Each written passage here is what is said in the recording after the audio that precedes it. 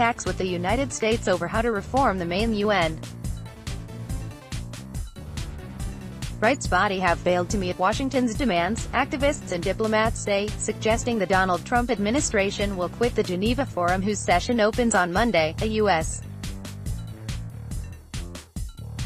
source, speaking on condition of anonymity, told Reuters the withdrawal appeared to be imminent, but had no details. Diplomatic sources said it was not a question of if but when the United States retreats from the Human Rights Council, which is holding a 3-week session through July 6, a separate U.S.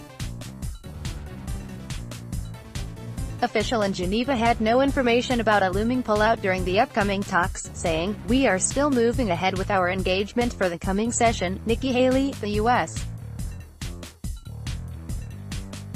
ambassador to the United Nations, publicly told the Council a year ago that Washington might leave the body unless a chronic anti-Israel bias were removed. The forum, set up in 2006, has a permanent standing agenda item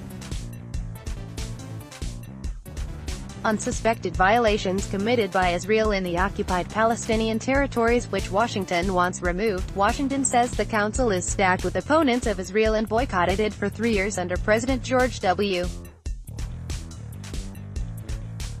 Bush before rejoining under Barack Obama in 2009. The 47-member forum last month voted to set up a probe into killings in Gaza and accused Israel of excessive use of force. The United States and Australia cast the only no votes. Israel's ambassador in Geneva, Aviva Raz-Shechter, castigated the Council for spreading lies against Israel. Talks held in Geneva and in New York for months could not find consensus around a new agenda, according to activists and diplomats who have taken part. While the Trump administration has yet to announce a decision, any suspension or withdrawal would be the latest U.S. rejection of multilateral engagement after pulling out of the Paris Climate Agreement and the deal with world powers over Iran's nuclear program. Diplomats said it could also lead to Israel being even more isolated in the Human Rights Council and could bolster countries such as Cuba, Egypt, Pakistan and Russia who resist what they see as UN interference in sovereign issues. The European Union failed to find a common position, mainly due to Belgium's wish to keep violations in individual countries firmly on the agenda of each session. They said, the United States also wants to make it easier to kick off member states with egregious rights records. Haley has cited Venezuela, China and Saudi Arabia as violating standards. The Council has ongoing investigations into violations in hotspots including Myanmar, South Sudan and Syria, with a view to gathering evidence that could lead to future prosecutions. Mark Limon, executive director of the think tank Universal Rights Group, said there were rumors and mutterings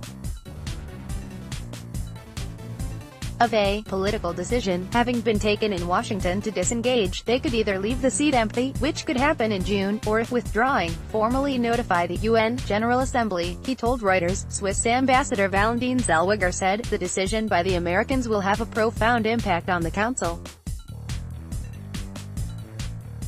If they withdraw, we can expect significant consequences. The United States had long played a leadership role in the Council, Zellweger said, adding, unfortunately I agree with them that not all members fulfill the membership criteria.